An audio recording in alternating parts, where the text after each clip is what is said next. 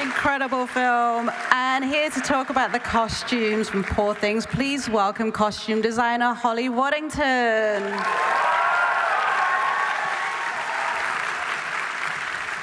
Look at those shoes. Look at those shoes. This outfit's amazing.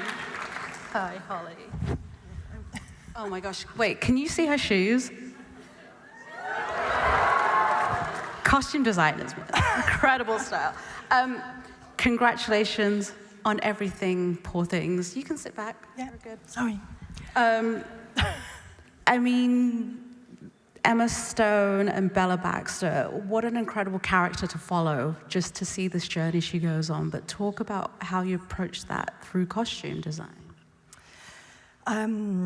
Well, yeah, really through, I started with Tony's script, which was the, hilarious, fantastic script, which was the starting point, and, everything came from there, really.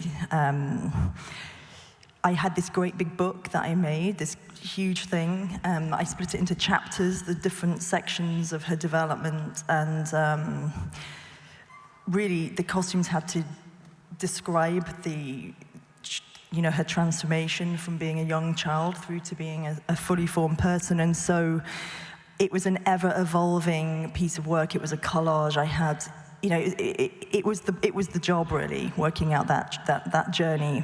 And there were lots and lots of parts to coming up with everything, lots of pictures, lots of references, many conversations with Yorgos and the design team.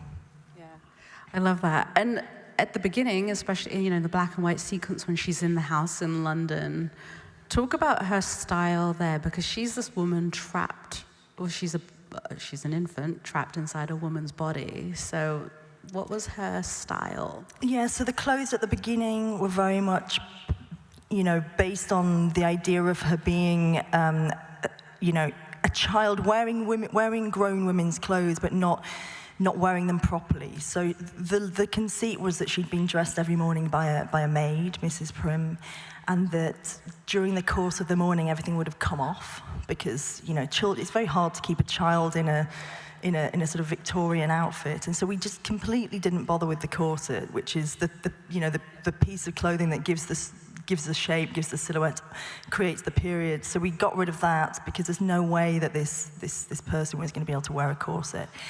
And we played every day. Emma Stone and I would have conversations each morning about to what degree she would be dressed. So often we would think that she'd be fully dressed, but then we would meet in the morning to get ready for that scene and just take bits off, take the skirt off, often just having her in her knickers, bits of underpinnings and things. The clip we just saw is when Bella's in Lisbon. How does her... My favourite, actually. I love that scene. Everybody loves the Lisbon sequence. Yeah. How does her wardrobe evolve at that point?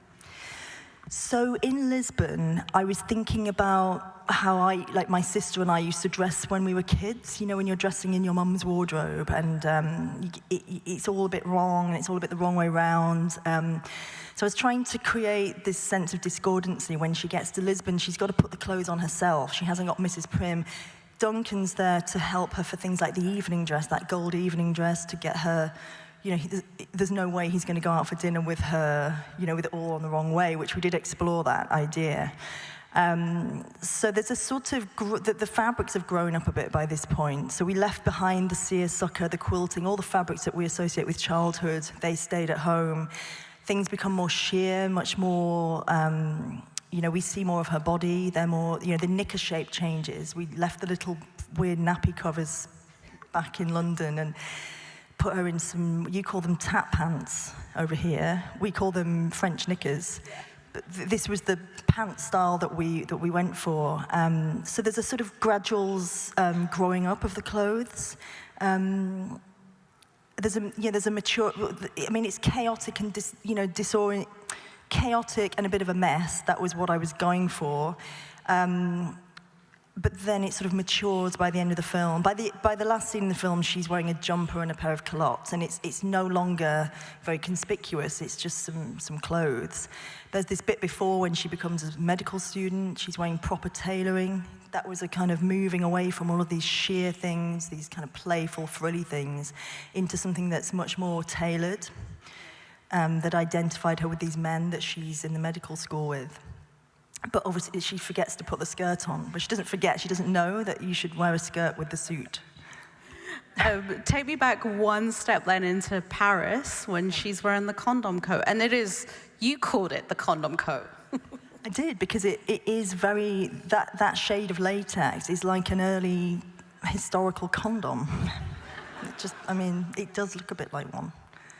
And it was the idea of that was that it was like a pack-a-mac, like an emergency anorak that you might have in your bag.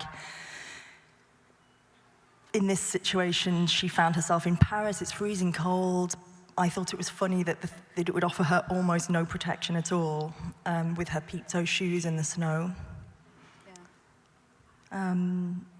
Yeah. So they're completely not, And that kind of paves the way for the brothel, the condom in the brothel, it's a bit of a lame joke, but I thought it was quite funny. No, well, it's funny when we talk about it and when you see it too. Let's talk about, because the one thing we've not really talked about is how you dress Duncan, Mark Ruffalo's character. Yeah.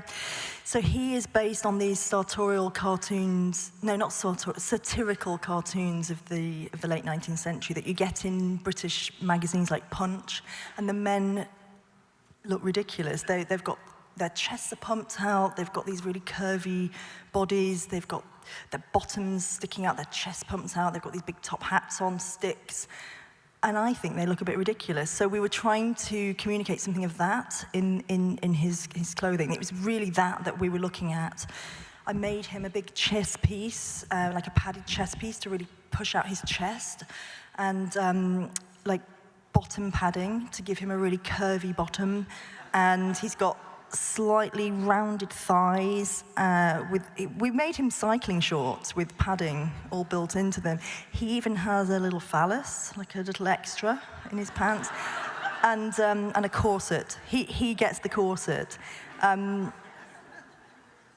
It was a bit much. There was a point when, we did the screen test, and it was all a bit. It was a bit too pantomime, really. So we had to pull it back and sort of make it a little bit more suitable for a film. So it's subtle. What we ended up with is subtle, but we do see him in the corset. There is a moment in the hotel where we get to see him wearing his corset, which I was thrilled about. And you see the bottom padding in the ship. There you go. See, they're all going to go back and watch Poor Things now. Yeah. And Mark's here tonight, right? He's being honoured. So I know, it's they're meant to watch that with a straight face after everything that you've just said. Exactly. Holly, thank you for that insight. And if everybody enjoys the clip, we are going to have the panel conversation next, bringing everybody back. Shall I go? Yeah. I walk over there.